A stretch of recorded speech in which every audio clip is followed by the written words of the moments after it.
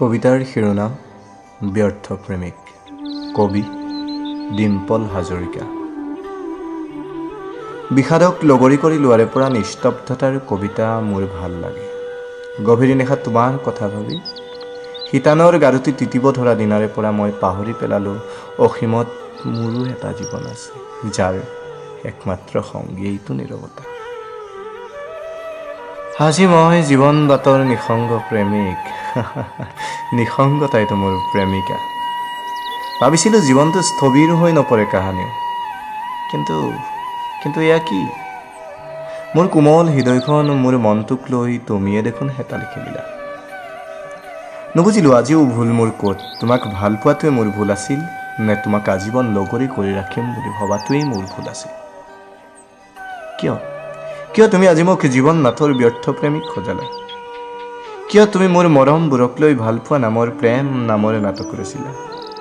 আৰে তুমিতো নাটকৰ শ্ৰেষ্ঠ অভিনেত্ৰী, তুমি জানো বুজিবা হৃদয়ৰ ভাষা? তোমাৰ ভাল পোৱাত কৃত্ৰিমতা আছিল, যান্ত্ৰিকতা আছিল।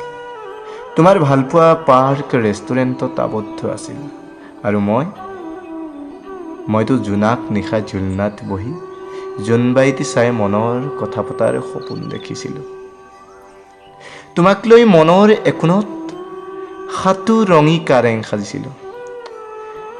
তুমি জীৱন নাটৰ শ্ৰেষ্ঠ অভিনেত্ৰী আছিল, আৰু মই তোমাক পাগলৰ দৰে ভাল পাইছিলোঁ। এতিয়া নিজৰ ওপৰতে ধিক্কাৰ জন্মে কিয় যে মই তোমাক ভাল পাইছিলোঁ। তুমি এগৰাকী সফল অভিনেত্ৰী। অৱশ্যে মই আজিও নাজানিলোঁ অভিনয় কৰিব। তুমিতো এতিয়া অন্য কাৰোবাৰ প্ৰেয়সী চাগে, আৰু মই আজিও পাগলৰ দৰে তোমাকে জানা, তোমাকে ভাল পাওঁ। মোৰ হিয়াত আজিও তুমি আছা, কিন্তু আজি মই ব্যৰ্থ প্ৰেমিক, ৰাজপথৰ বেকাৰ প্ৰেমিক। মই সঁচাকৈ ব্যৰ্থ প্ৰেমিক তোমাৰ।